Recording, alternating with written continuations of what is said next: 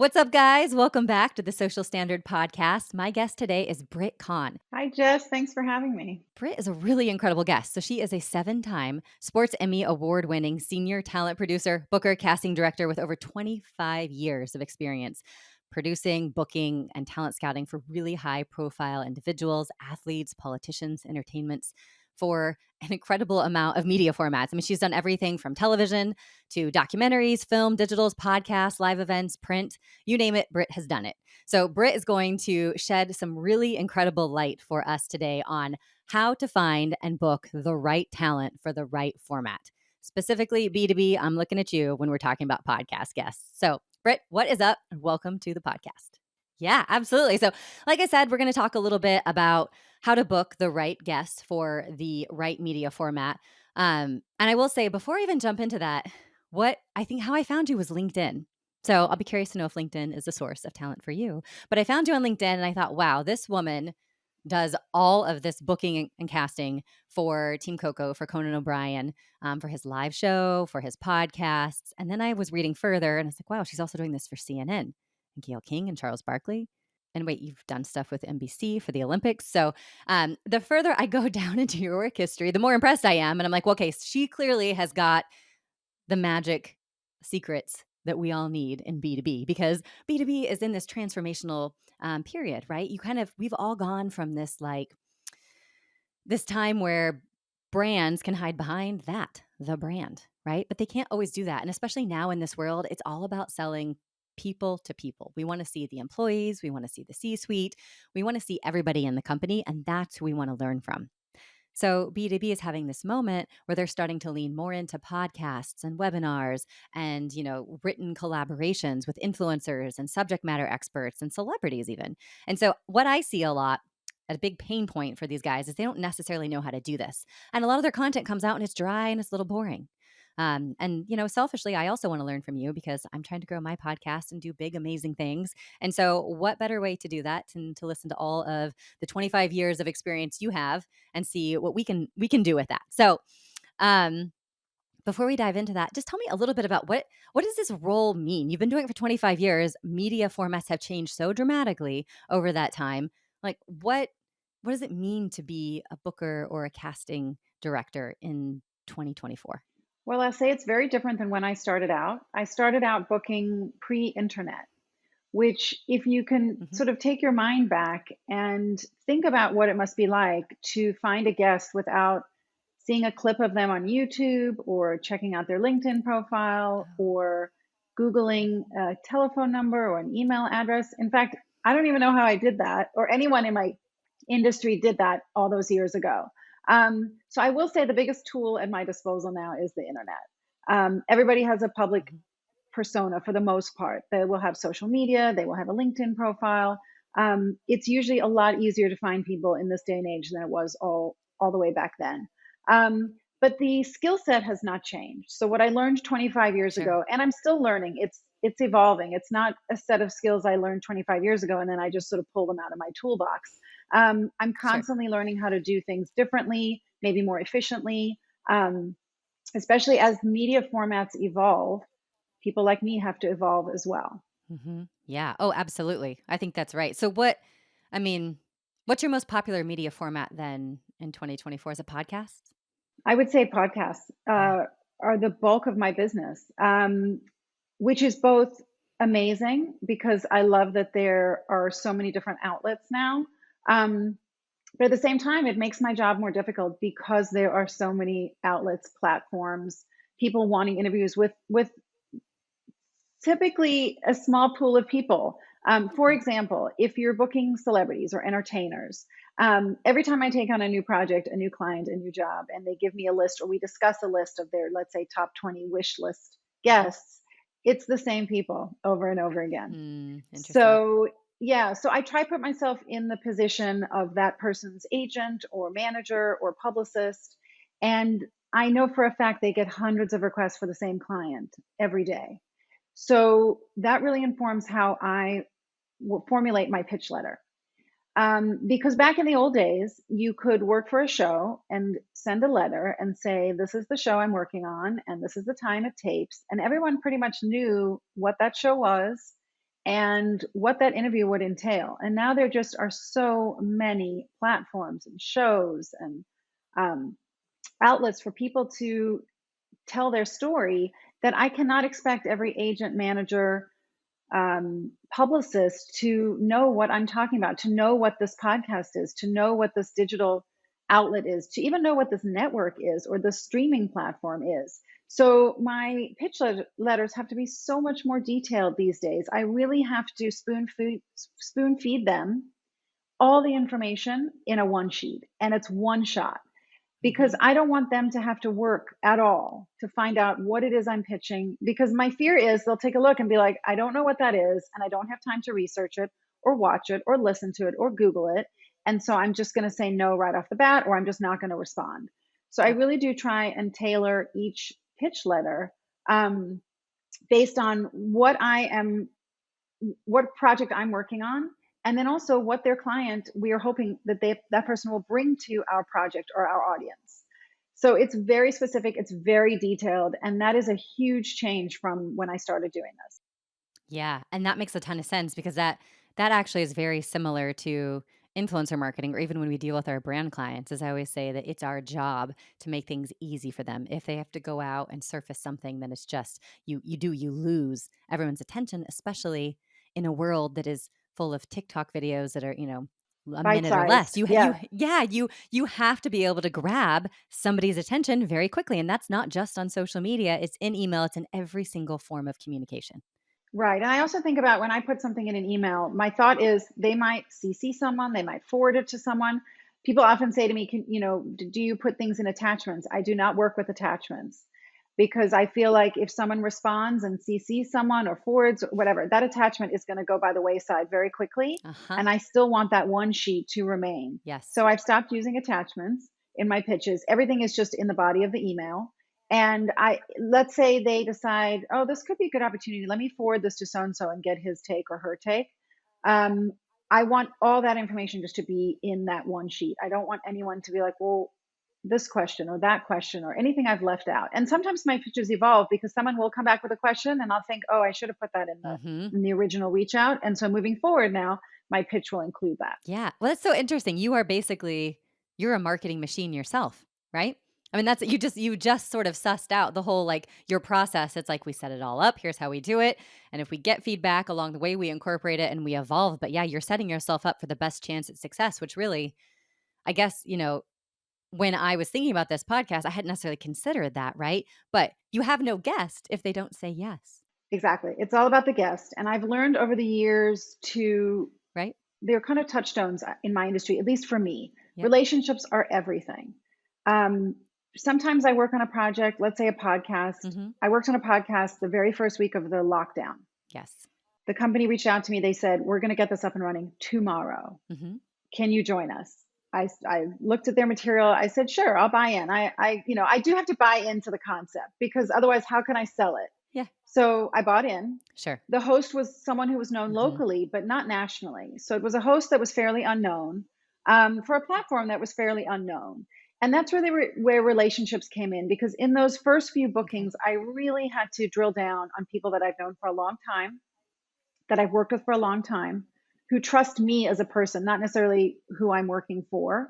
Because I really had to say, please trust me because I trust this company. I trust this product. It's going to be great. Mhm. It's going to be everything that I'm telling you, our goal is. So relationships are everything. People I worked with 25 years ago, I still work with today.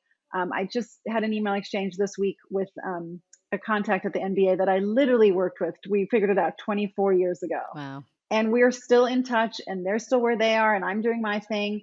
But now we can talk in a shorthand because we've been Mhm. doing this for 24 years. So relationships are everything. Sure. I mentioned before, my pitch has really evolved out of necessity, really. Um, I have learned to personalize pitches in a way that I didn't before. I really wanted to be super professional. Not that I don't always want to be professional, um, Sure.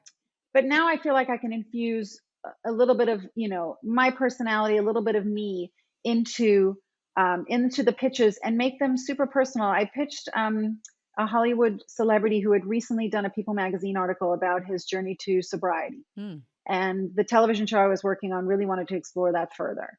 And so my pitch was all about how I read the People magazine article and it really spoke to me. And I know that his journey to sobriety will resonate with so many people, Hmm. and that our platform, our TV show, reaches X millions of people. And think about how many more people your client will reach with that story. And it worked. It was one email. She said, I love this. I'm in. Let's do it. So those pitches, it's not just a cut and paste sort of template. They're, I would say at this point, they're bespoke. Yeah. That's how I kind of look at them. Yes. Um, and I like to make sure they know why this particular podcast, TV show, live convention, whatever it is the perfect fit for their client. Because whether it's the goal of what we do, whether it's what the hosts are into that could really connect with this guest, obviously, are there good ratings? Do they have a good social footprint? Is there a good digital outreach? I mean, there are just so many factors these days that just didn't exist all those years ago. So pitches are very layered these days. Yes. Yeah. And I think that that really flows well with the state that the internet is in, which is that hyper personalization, right? If it's not specifically personalized and tailored to you, you're not interested. And that's the beauty of the internet, is that you can actually make it personalized and tailored to them because of all the wealth of information that is out there. But you're right, it does take a lot more, because now you're selling that it's not just in this case, the TV show, it's also what their social footprint is. It's like, how are we collaborating together to grow audience and grow voice? And that's what these B2B companies are trying to do with all of the different media formats that they are leveraging. And I'm so glad that you brought up podcasts specifically being something that you're doing a lot of. And I've two sort of leading questions for you on that.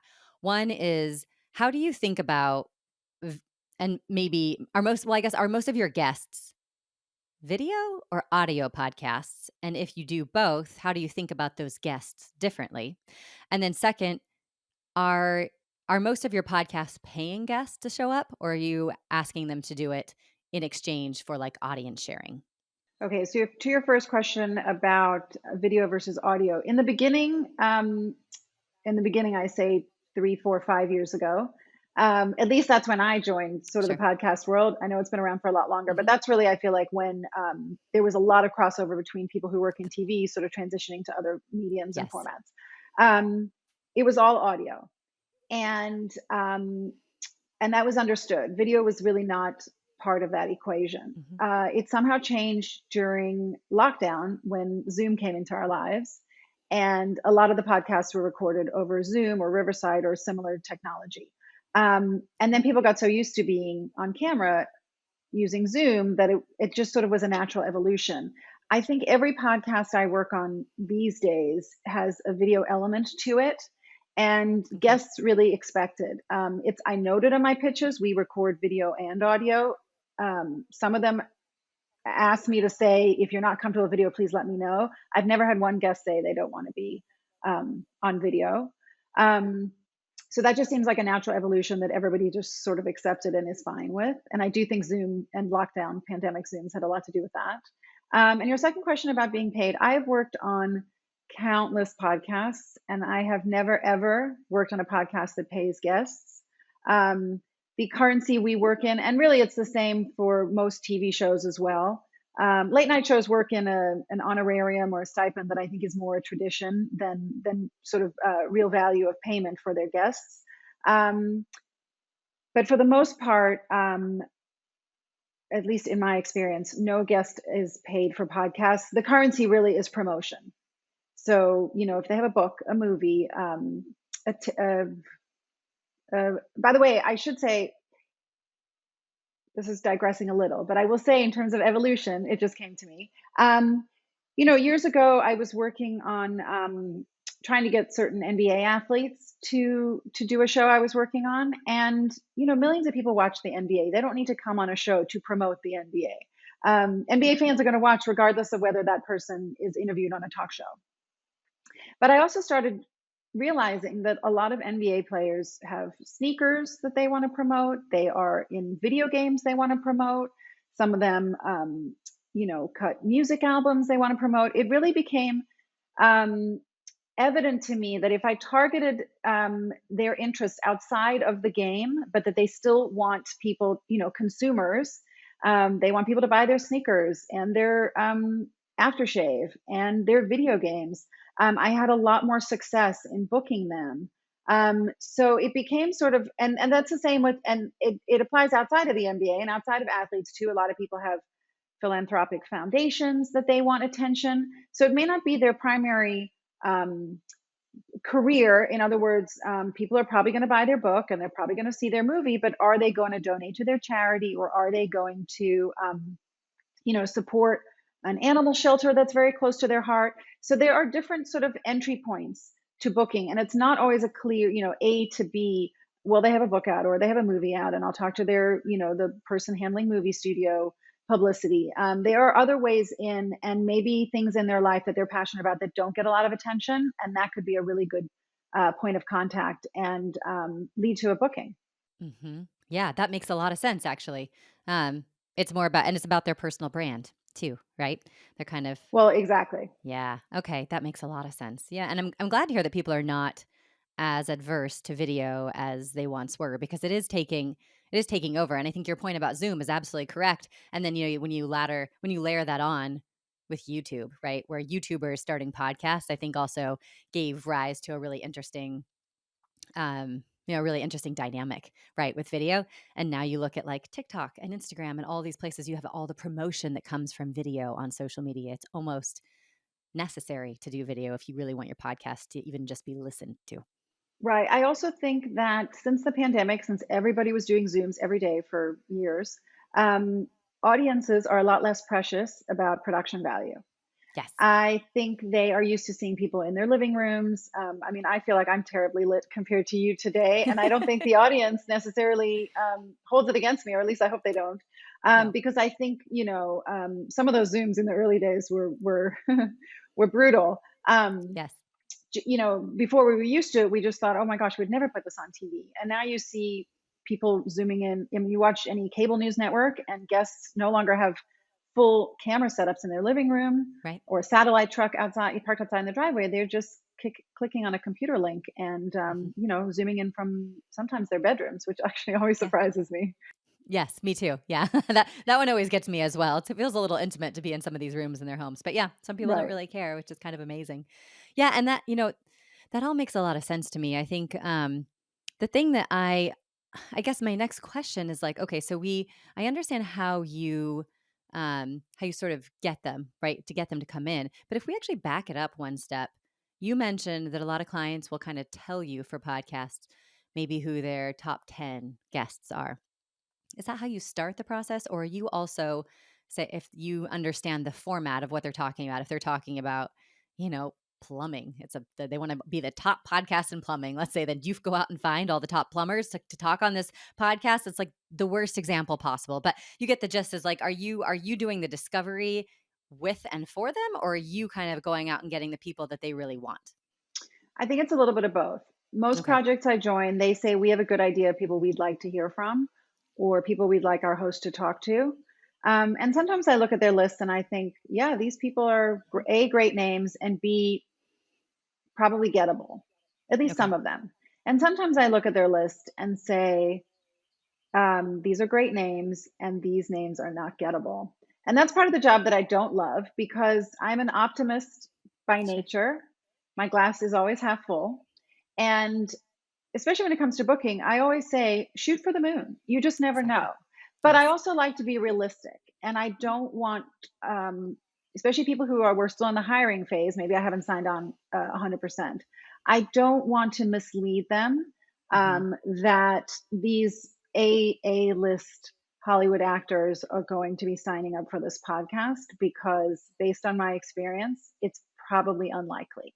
So I can Sure. absolutely request them 100%. I will send a pitch, but we should probably be realistic and have a backup list of Hmm. names. And inevitably, even though maybe we start with a list of names they gave me, inevitably becomes more collaborative, because Sure. I can go through the top 20 and request them, and maybe some will come through. And especially if the podcast is up and running at that point, and I hear the way the host is interacting with guests, I hear where the conversations are going, I can say, this person would be great. And also it happens more often than not. There's a lot of cross pollination in my world. So just Mhm. last week I said, I booked this person for a podcast, another podcast I'm working on 2 weeks ago. He was fantastic. He has a new book out. It's incredible. You're not going to overlap stories because he has a deep well of stories. So it's not going to be redundant. And I Mhm. think he would be fantastic for this podcast. And they were like, great. And we booked him and it was fantastic. It was just as I said. Um, so there are a lot of opportunities to sort of double book, to say, this person was on a TV show I worked on 2 weeks ago. He'd be fantastic for this podcast. Um, but it is more collaborative. And also as new Okay. things come up, I'm quite tapped into the publishing world in terms of new books coming out. Mhm. And I'm constantly scouring, new book lists or upcoming book lists so that I can think, oh, this would be great for this podcast I'm working on, or this host would really, connect with this particular author. So Okay. that stuff is kind of new. And then I do believe it's on me to send updates every now and then to say, this person has a new book out. I think he'd be great for our host, or, Yeah, that kind of thing. definitely. So it may start with an initial list, but then I think it becomes more collaborative as you go on. Okay, that makes a lot of sense, and I would think that as you grow and expand, like you said, you get to know your client better, and then those things just sort of they sort of gravitate to you. I don't know if you have that experience, but it seems like they come to you when you put that energy out there. So, um, you, I think so. Yeah. so tell me a little bit more about. I don't think I'm familiar with this, but the upcoming book lists. Is that something that's published somewhere, or is that something where you have to have like access to the publishers? If it is published somewhere, I don't have access, even though I've been doing it for so long. It's a little bit of a combination of Publishers Weekly puts out, like, five best books of the new year, or most, books, the most anticipated books of next year, that kind of thing. Um, and so I scour that. This is so rudimentary. And if someone listens to this and has a better system that I clearly don't have not figured out on my own, please let me know. But I often go to barnesandnoble.com and I click on their either new releases or coming soon. If I have like a 20-minute break in my day, I'll just scour new books that are coming out. And for the most part, it's at least on the project I'm working on right now, it's really in the memoir biography space, because I'm typically booking principals. So for the project I'm working on right now, I'm not booking people who've written a book on another subject. I'm really booking really big names who've written books, and 99% of them have written them in memoir or biography form. So, and especially as that crosses over to, as an example, Al Pacino has a memoir coming out in October, and that's a really hard booking. Will I be able to book him? I don't know. Am I trying? Oh, yes, I am, because he doesn't do a lot of interviews and he's going to want to sell his memoir. So that's the kind of thing that really speaks to me, because I'm like, this is a really unusual, unique opportunity to request an interview with Al Pacino that may or may not come through, but fingers crossed. So I do that sort of thing. So it's a little bit of a hodgepodge method. It's definitely doesn't have a lot of organization to it. And as I said, if someone has a better sense, but I will also say, because I've worked with the publishing world for such a long time, I'm also on distribution lists from each publicity department in all the major publishing houses. So they will send out catalogs. It used to be physical catalogs that you would check off. Now it's digital, at the beginning of sort of each publishing season. And I will go through the list and see, well, what do they have coming up? And they send it out pretty far ahead of time. So it's on my radar, and I can let them know, please put us on your radar for when you put together a media plan for this particular author. So it's a combination of a bunch of different things. Got you. Yeah, and I think that's really kind of always the thing, right? There's no sort of magic button you can push to get access to everything. I think that this industry, the one that you're in, the one that I'm in, it's relationship oriented, and you can't really database relationships. Like, sure, we have CRMs, we have things like this, but it really comes down to you or me or individuals on my team or on your team, and who they're connected with, right? Because I always tell people, it's like anyone can tell you the list of top influencers in this space. Not everyone can get them. That's a much different skill set, right? So, so that makes a lot of sense. Yeah. Sure, sure. Yep. And also I would say another big thing for me is keep going. if you put one request in and they say no or they ignore it, I mean, there's some bookings I worked on for 10 years, and that is no exaggeration. And that doesn't mean I'm constantly working on it like every week I'm sending an email, but every now and then, if I think there's a good peg to update my request, and that's twofold. On my side, if let's say whatever I'm working on, we had a great week, we had a great month, our ratings are amazing, we had something that really went viral, something like that that's kind of new that I can um, show them that this is a place where they should be. And on their end too, if I read something or hear something or know something about something that they're doing that they would want new promotion on, or maybe they're targeting a different audience, I keep going back and I keep going back. And it doesn't always pay off, but it has worked, and it's not a one and done. It's not one request. Oh well, they said no, or now's not the right time, and I just kind of let it go. It's ongoing. Yeah, yeah, you have a target list of people who are great, and you wanna work with them at any point possible moment, so why not, right? I think it's funny because it's striking to me, the advice that you're giving is very similar to, like, sales and marketing general sales and marketing advice, right? It's so funny that the simplest and truest philosophies apply to every industry, don't they? It's not just one. Well, it is a sales job in a sense. I'm selling whatever podcast or TV show that I'm working on to a potential guest. By the way, it's a two-way street. Their representatives are selling their clients to me as well. The holy grail is when you meet in the middle, Right. is when I really want a guest and their representative really wants to give me that guest.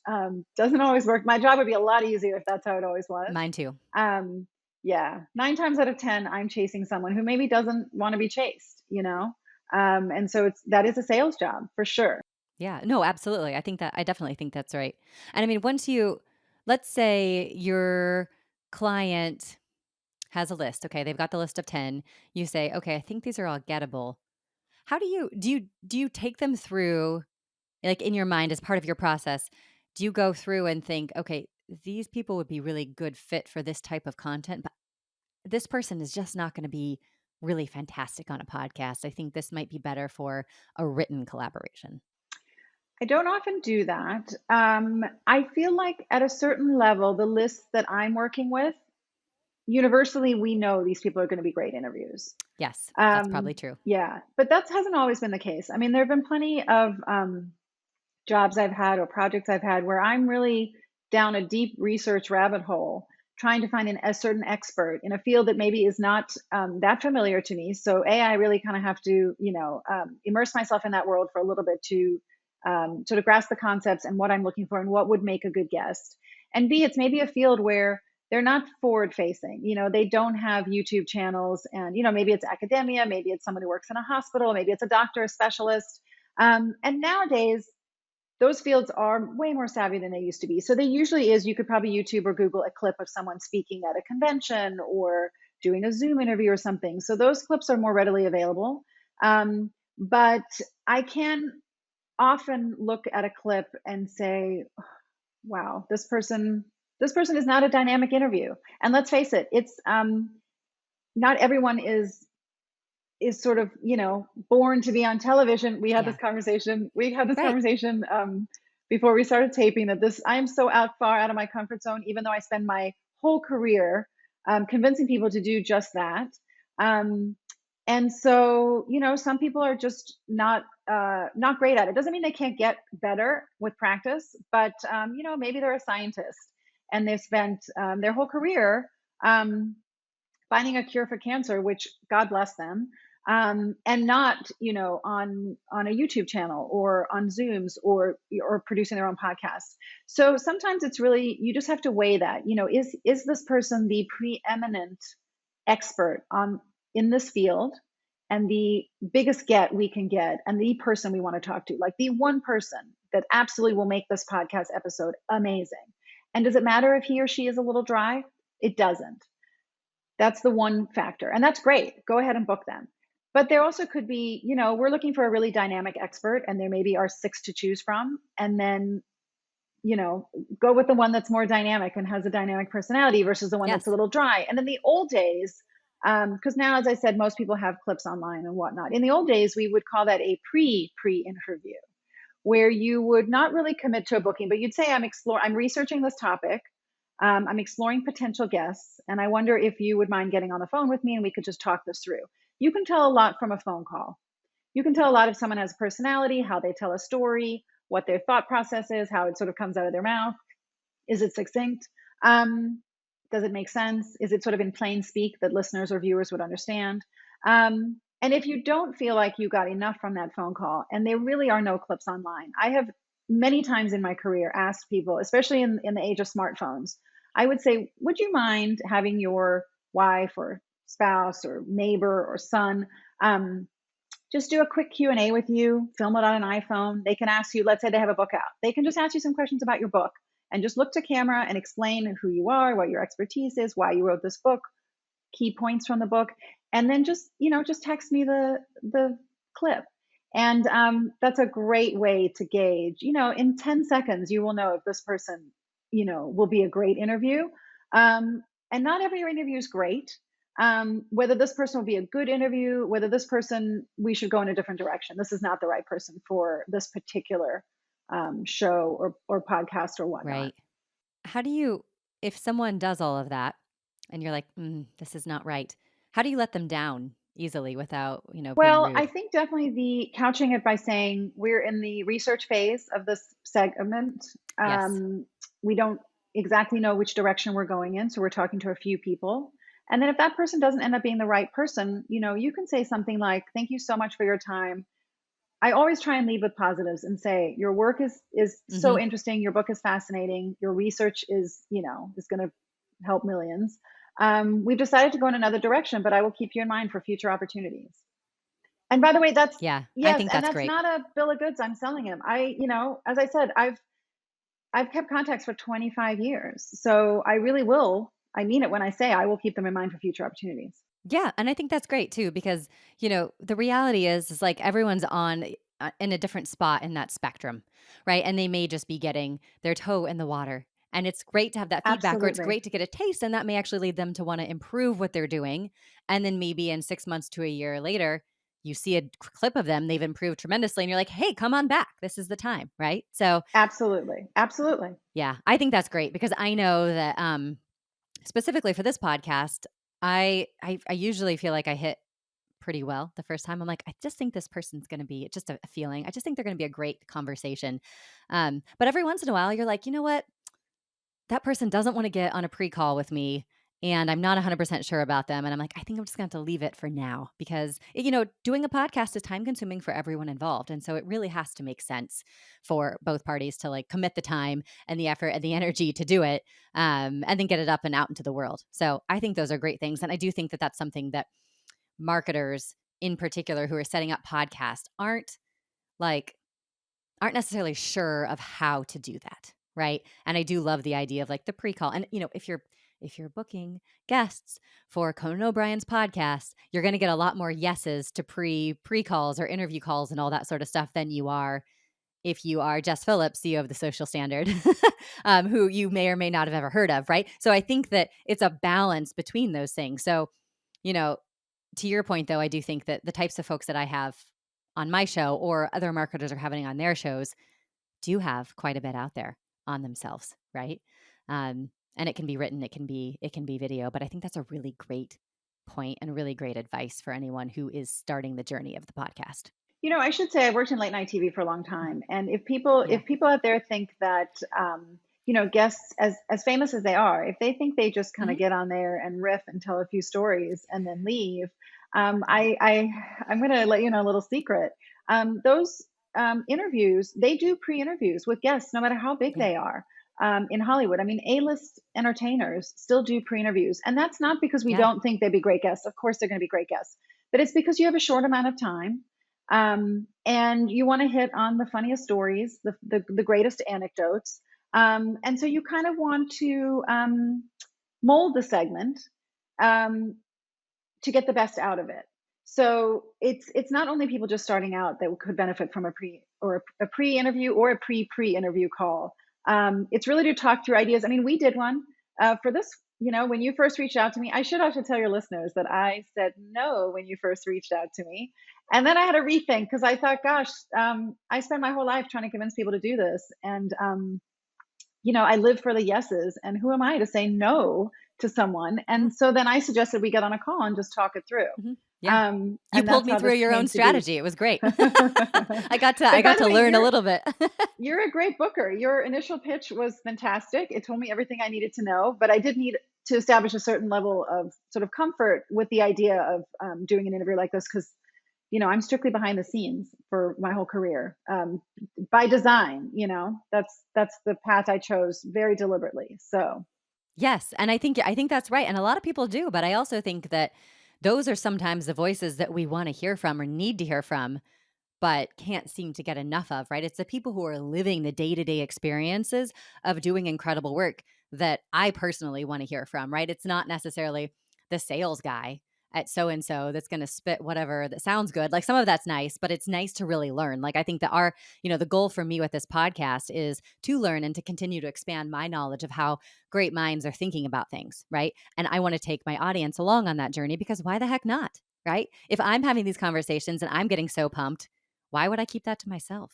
Right? absolutely. Um, so I think that's part of it. And, part of my process too that you got to experience is that a few days before the actual interview, or if I really have my act together, it might be a week before, I do send out a note that has like kind of all the details in there. And I actually include a video of myself in that so that if we haven't had a pre-call, you can get a feel for who I am and what I do in like, a minute, because that's how most people, do things these days. Right. So And your note that you sent to me very much mimics a pitch letter that I would send. It sometimes has hyperlinks to clips or a book or an article. Again, very comprehensive. I can go through it in my own time. I think a lot of times I was like, great, I'll take a look at this. And then I would email you at like midnight or something on a Saturday when I had a minute to kind of really kind of focus on it. But you answered everything I may be thinking or not even have considered thinking about. So yeah, so that's sort of how I do my job as well. You just kind of want to put it all out there and make sure everybody has um, all the information for their own comfort zone. Because the last thing you want to do is have someone get on there who's anxious or nervous because they don't feel like they have a good handle on what this experience is going to be. Oh, 100%. Yeah, exactly. It's in my opinion, the more prepared everyone is, the better, right? And the more fun it Absolutely, is too. absolutely. Yeah, because then they can So I think relax. Yeah.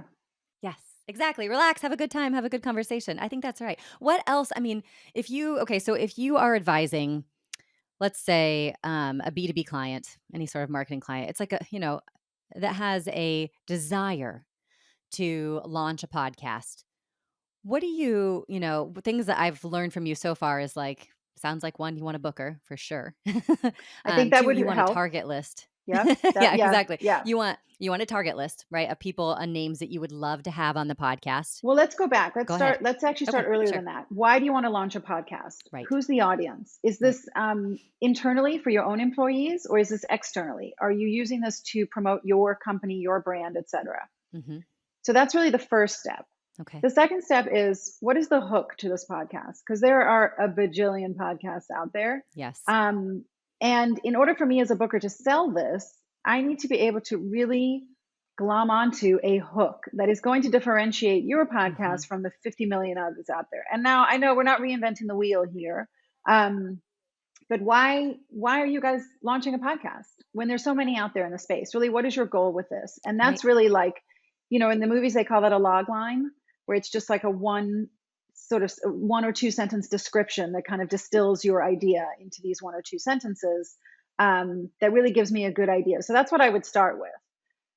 Why do you want to do this podcast? Who's the audience? What are your goals with the podcast? Who your host is and what they bring to the subject matter. Is it someone internally that works for your company? Are you bringing a host in from outside? And if you are, why? Why that particular person?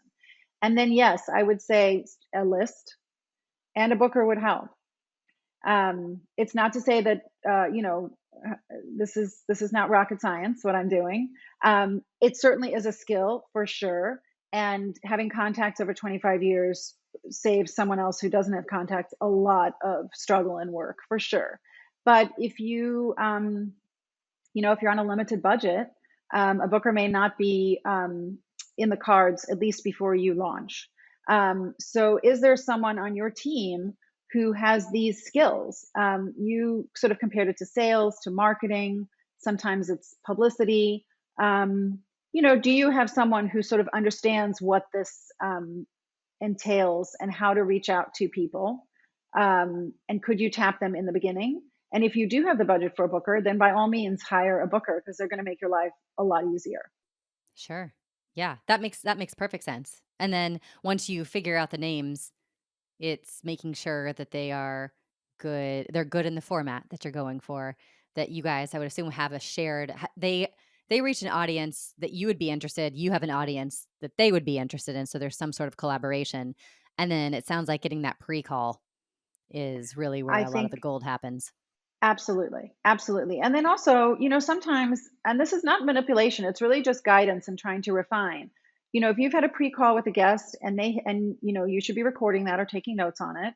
And if you see that, oh, they hit this, in a 4-minute story, there was like a minute and a half of gold, you should feel empowered to say to that guest as you're sort of prepping them for the segment, once they've said yes to doing the interview, you should say, on that pre-call, we talked about X and you told this incredible story. Please hit on that. I think that's really going to help people. And that's really the crux of this conversation. And that's just really about refining. Because after all, I always say the best podcasts are the kinds where I feel like I was eavesdropping on someone's dinner time conversation. To Exactly. interesting people. And Exactly. regardless of what the subject, it could be plumbing, it could be Hollywood celebrities. Um, you want it to sound like a really relaxed conversation, and not a scripted question answer. However, that's a skill. As you must know, you're a podcast host. It is a skill to make these sorts of conversations sound conversational. And so what I would say about that is, it would help to refine the conversation. If you've had a pre-call, you already know what this person's capable of and where the nuggets are in what they have to say on this topic. And I would encourage you to refine that with them before you tape the interview, to say, we had a fantastic pre-call. These are the points I want to hit because these were just great points that you made. Really speak to the goal of this conversation. Yes, exactly. I love the guiding of your guests a little bit because I think oftentimes I'm not as explicit about that, but instead I try to frame the questions to lead them back to things. Um, but yeah, I love that you brought that out as being like very explicit and like what you're actually looking for. And I do think that most guests would prefer that guidance, much like celebrities also prefer guidance on how to suss out the funniest moments of a story when they're going on live TV, Absolutely. because everyone wants to Yes. show up and present and be and look and say, do things, at the highest level. Nobody wants to go on and have a total like miss, right? That's not good for Everyone wants anyone. to shine. Why not? Exactly. Everyone wants to Absolutely. shine. Yes, 100%. Okay, I have one more sort of big question that you brought up a little bit earlier with regard to authors. So it seems to me that authors are one like geniuses at marketing things. I don't know if it's the authors themselves. Sometimes it is if it's their publishing teams, but they have figured out the social media strategy. They have figured out the podcast circuit. They are figuring those things out in really incredibly impactful ways. So my question is like, how would you ever do a booking, like take on someone to get them on podcasts? Um, is that something that's interesting, or do you help people with their books, booking guests for their books?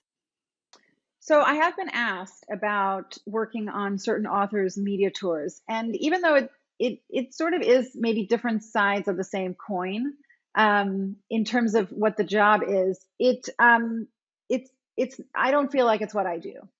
I would prefer to book authors on media platforms to promote their book, rather than, actually, that sounded convoluted. I would prefer to work on a podcast or a TV show and book an author as a guest, as opposed to working for the author or for the publishing house, booking them on podcasts and, outward. That sounds real convoluted. And No, it doesn't. anyone I who think listens, perfect it do you makes perfect understand? sense to me Yeah, because especially a lot of our audience are influencer marketing people, and they'll understand too that like that's the difference between working for the brand to find the influencers versus working for the influencers to find the brands. exactly. From It's the the same brand, thing. 100%. Mhm. Exactly. It is the same thing. So, I'm sure the skills overlap. So I'm sure it is something that could be sort of an easy transition back and forth. It just isn't what I have done. Yeah. And I also find that the So, individual doesn't always make financial sense for the individual um, to do it. right, right. So there are a few really amazing book publicists who came from big publishing houses who went out on their own. And I don't exactly know what the financial arrangement is, but they work with some authors in their own private publicity firms. And my guess is they work in concert with the publishing house's publicity department. But for some reason, that author has chosen to go sort of out of house and private. Um, and they're very successful, of course, because they were very successful publicists with, in-house at publishing houses, and they know the industry so well. And of course, they have these amazing media contacts. So in terms of booking authors for projects, I love doing that. Mainly selfishly because they want to promote their book, and so bookings are often make a lot more sense and are maybe more easy to get, maybe a little less cajoling and arm twisting because they really want to sell their book. In terms of authors hiring me to place them places, there's so many people out there to do that who do it really well. They don't need me. Yeah, that's great to know, right? Because I think it's a different type of model, I think, even though it's a similar skill set. So to me, that makes Yeah, I sense. think it would take it would take knowledge on my part that I actually don't have, Yeah, because all my contacts are external from media, sure. really, or outside of media, because I'm the one in media. Whereas if you're doing that, you need to have You really need the good opposite. contacts Yeah, at, yeah, exactly. You need contacts in media, and that's exactly. actually, that's me, really. Yeah, yeah. No, exactly. And I think too, part of the I'm calling them B2B influencers, and that may even be a loose definition for some of these guys, even these authors. But I refer to authors mainly as B2B influencers because we book them for conferences for a lot of our bigger clients, right? To speak at and do these speaking engagements, things like that.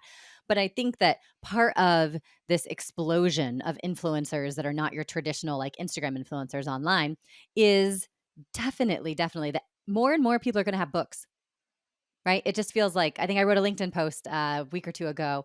Just said I think the next trend is everyone's going to be an author, right? And along that line, do you have clients who you maybe do podcasting for that also that company, maybe that CEO is coming out with a book and they want guests to interview or people to interview to create this wonderful sort of amalgamation of different stories of success for their book? Do you go out and secure people for in print partnerships? I haven't done that before, actually. I just wonder if Haven't that's the done that next before. is that maybe the next phase of booking, right? I mean, I think it could be. It seems to me that every sort of inch of our industry um, could benefit from a booker. Many years ago, I started out in TV news. I was a news booker, and then sort of fell into booking for sports, and then fell into booking for entertainment. And now I combine all of those with all these different clients and projects. And many years ago, a fellow news booker, I had just gone freelance. I wanted to try my hand at doing my own thing and taking on numerous clients at once. And she said to me, I worked with a political pollster who has decided to write a book, and he was telling me what he needed. And she said, I think you need a news booker. And so I met with the author, and I understood exactly what he needed. He was writing a book on different ideas of success. So each chapter was going to be talking to a different captain of industry across the board as to what their story to success is. And I really this really spoke to me because I am not one of those people who knew at 15 or 10 what I wanted to do with my life. I didn't target a college based on my interests. I didn't know if I got that degree, then I'd be able to launch a career in television. I just didn't know. I went into everything with kind of eyes wide open and saw where the opportunities were and where life kind of took me. So I really admire people who have this clear A to Z plan. I'm going to go to Syracuse. I'm going to study broadcasting. I'm going to get my first job in TV, and they Sure. do. And it's Yeah, amazing to yeah. me. I'm just amazed by it. But I'm not one of those people. So this book really spoke to me because each chapter's story was so different. And, the log line, if we get back to that concept, is that there is no one definition of success, which I love. And maybe every reader who read that book could see themselves in maybe one chapter, one person's story. He was very steeped in Wall Street and sort of the political world and had a lot of contacts and was going to book that world. But he really wanted me to broaden it out. And so I signed on to work on this book for him. And I did. I reached out to people in media, in fashion, in Hollywood, across the board, and really kind of we took a more holistic approach to the names. It wasn't just strictly politics or business. And so, I wouldn't have thought that I would work on a book as a booker. But that skill set really translates. Fast forward, that same author, I'm working with him again. This was about 15 years ago. We're now working together again. He's working on a book about how golf will change your life. And it actually has very little to do with learning how to golf. It's more about golf being more affordable, more accessible, being more inclusive than it ever has been in its storied history. And certain disruptors and game changers are making that possible, are really kind of opening the tent on golf and letting all sorts of different groups in that perhaps were never included in golf or never interested in golf. And so he called me and said, would you like to work together? So we're working together again, and I'm booking people for him to talk to from all walks of life, these disruptors and game changers in golf. And again, by the way, I don't really know the first thing about golf, even though I work in the sports space. Yeah. It's not a game I've played before. But again, this book really spoke to me because I love the idea of people disrupting and game changing. And I thought I could really help him. So booking really, those skills really translate, over across different mediums, across different platforms. It's the same skill set, as you said, in sales, talking to people and figuring out like what my pitch was going to be and how we were going to approach these people. And that was very collaborative also in terms of a list. We came up with the list together, and then I went away and said, how about these people? I think these would all be interesting. So your initial question asked me about, gosh, I don't remember what it was now. I think just asking about authors. Mm-hmm.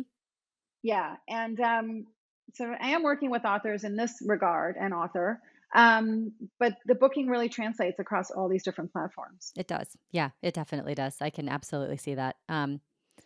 Well, okay. So one final question. I have to ask this.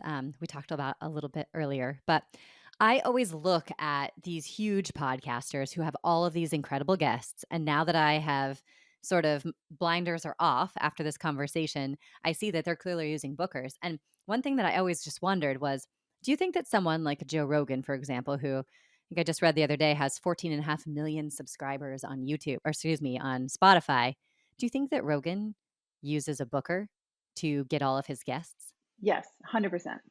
Absolutely. Yeah. I think you're right too. Yeah. Yeah. Because how does a one-man show, how do you do that? You don't, right? You don't. And most talent doesn't want to. It's very time consuming. By the way, that's not to say Joe, he obviously is very well connected. So that's not to say he might not text a friend or ask a friend or put in a personal ask with someone he knows to kind of get the ball rolling on certain guests. But the day in and day out of booking, absolutely, he has someone doing that for him. Without question. Yeah. By the way, most of these podcasts at the end, if you listen to the very end of the credits, they'll list their talent booker. Oh, that's interesting. That's a good tip for people too. Then you'll know automatically, is this person using a booker? Is this person not using a booker? I just think it's great to shine light on that for our listeners who are maybe thinking about starting a podcast for their business, because you realize what goes into something that is such a huge production. Not that everyone's North Star would be a Joe Rogan size podcast, but it's good to know what good looks like and how they're able to pull that off. And then I think it helps you set realistic expectations for your own show when you're making plans and sort of figuring out what your path is forward with your own podcast. So, yeah. Well, this has been, I think, a very interesting conversation, Britt. I really appreciate you getting out of your comfort zone and coming onto the podcast and having this conversation and shedding so much light around what it takes to really book an incredible guest. And I will certainly be curious to see if you expand further to authors in the next couple of years. Like I said, I think that's a growing space. So thank you so much for your time. It was wonderful to talk to you, and I hope you'll come back.